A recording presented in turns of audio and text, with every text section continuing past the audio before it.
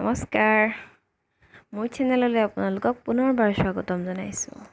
এই উৎকট গৰমত আপোনালোকে যদি ঘৰতে আইচক্ৰীম বনাই খাব বিচাৰিছে তেনেহলে মোৰ ভিডিঅ'টো সম্পূৰ্ণকৈ চাওক। মোৰ চেনেললৈ যদি নতুনকৈ আহিছে তেনেহলে চেনেলটো সাবস্ক্ৰাইব কৰি দিব, ভিডিঅ'টো যদি ভাল পায় লাইক কৰিব, কাষতে থকা বেল আইকনটো প্ৰেছ কৰি দিব। আহক মোৰ আইচক্ৰীম বনোৱা পদ্ধতিটো দেখুৱাওঁ। এই আইচক্ৰীমৰ বাবে মই লৈছোঁ কল, যিকোনো কল ল'ব পাৰে আপোনালোকে। কলকেইটা দেখুৱাৰ ধৰণে মই টুকুৰা টুকুৰকৈ কাটি লৈছোঁ। তাৰপিছত এটা প্লাষ্টিকৰ টিফিন বক্স লৈছোঁ আৰু সেই স্লাইচবোৰ ভৰাই সাফৰ মাৰি ফ্ৰিজত প্ৰায় 2 ঘণ্টামানৰ কাৰণে ৰাখি দিলোঁ।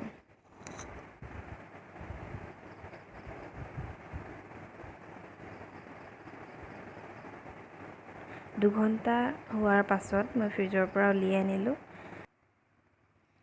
এতিয়া মই এটা চকলেট গুড়ি কৰি লৈছোঁ, দুটামান বাদাম মিহি মিহিকৈ কুটি লৈছোঁ, অকণমান মৌ লৈছোঁ আৰু আধা কাপ গাখীৰ লৈছোঁ।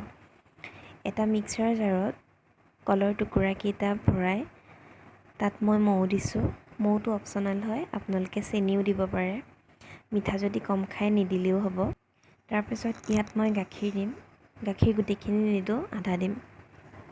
এতিয়া এইখিনি খুব ধুনীয়াকৈ মিক্সিত মই 3বাৰমান মাৰি ল'ম। মন কৰিব এইখিনি মিক্সিত পিছোতে খুব ধুনীয়াকৈ পিচিব, যাতে ইয়াত কোনো আঁহ থাকি নাযায়, তেতিয়াহে মুখত দিলে পমি যাব আৰু ধুনীয়া লাগিব। এতিয়া মই দেখুৱাৰ ধৰণে অকণমান সজাবলৈ চেষ্টা কৰিলোঁ।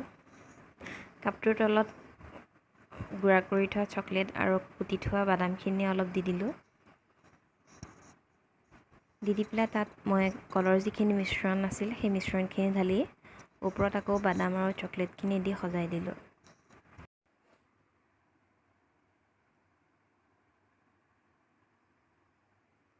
সজাই লোৱাৰ পাছত আপোনালোকে এনেদৰে নাখাব।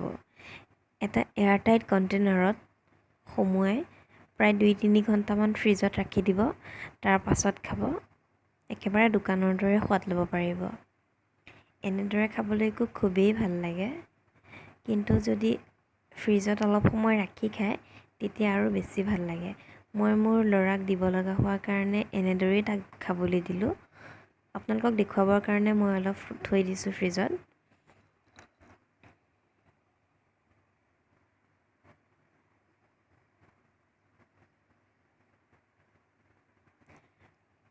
দুঘণ্টা ফ্ৰিজত ৰখাৰ পাছত দেখিবলৈ আইচক্ৰীমখিনি এনেকুৱা হয়, খাবলৈকো খুবেই ধুনীয়া হয়।